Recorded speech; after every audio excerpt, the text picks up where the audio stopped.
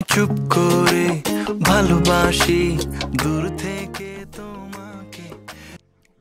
সাবিলা নূর এবং তাসনিয়া ফারিনের কথা বলছি আজকের ভিডিওতে।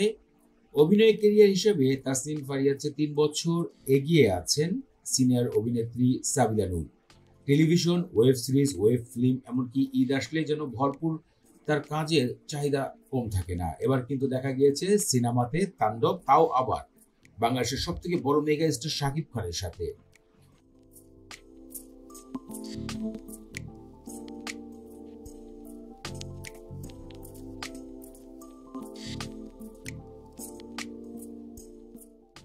কিন্তু এদিকে খেয়াল করা যাচ্ছে যে খুব দ্রুত অভিনয় ক্যারিয়ার শুরু করেছেন তাসনিয়া ফারিন। অল্প সময়ের ভিতরে ওয়েব ফিল্ম, ওয়েব সিরিজ, নাটকে অভিনয় করেই সরাসরি সিনেমায় কয়েক বছরের মধ্যে পদযাত্রা শুরু করেছেন তিনি। তার এই পদযাত্রাকে সবাই অবাক হয়ে গেছেন, কারণ তিনি এবারে ইনসাফ সিনেমায় কাজ করেছেন।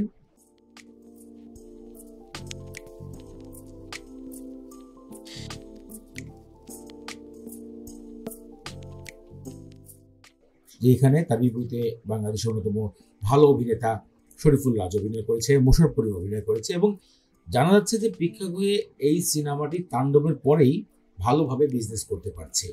তাদের এই নতুন জীবনযাত্রা মানে বড় পর্দায় আসাকে অনেকেই অন্যভাবে দেখছে, যে বিষয়টা আসলেই খুবই সুন্দর।